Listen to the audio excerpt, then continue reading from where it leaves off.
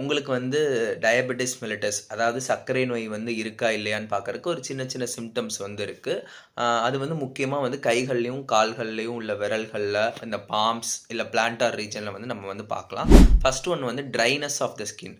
அந்த கைகள்லையோ கால்கள்லையோ வந்து ஸ்கின் வந்து ரொம்ப ட்ரையாக இருக்கும், ரொம்ப கிராக்காக அப்படியே வந்து ஃபார்மேஷன் இருக்கும். இது வந்து டயபெட்டிக் டீஹைட்ரேஷன் அப்படின்னு நாங்கள் சொல்லுவோம். அதுக்கப்புறம் வந்துட்டு ரெக்கரண்ட்டாக வந்து ஏதாவது ஒரு இன்ஃபெக்ஷன் வந்துக்கிட்டே இருக்கும். கைகள்லையோ கால்கள்லையோ புண்ணுகள் மாதிரி ஃபார்ம் ஆகும். அது வந்து சீக்கிரமாக வந்து குணமாகாது, சரியாகாது. அதுக்கப்புறம் வந்துக்கிட்டு கேலுசஸ் ஃபார்மேஷன். ஸ்கின் வந்து ரொம்ப திக்காக அப்படியே ஃபார்ம் ஆகும்.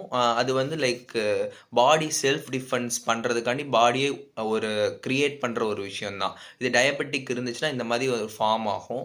அதுக்கப்புறம் ஒரு வீக்கமாக இருக்கட்டும், இந்த மாதிரி சிம்டம்ஸ் எல்லாம் இருந்துச்சு, ஸ்கின் அலர்ஜிஸ்லாம் இருந்துச்சுன்னா நீங்கள் ஒரு டாக்டரை போய் பாருங்கள். வீடியோஸ் வந்தால் லைக் பண்ணுங்கள், ஷேர் பண்ணுங்கள்.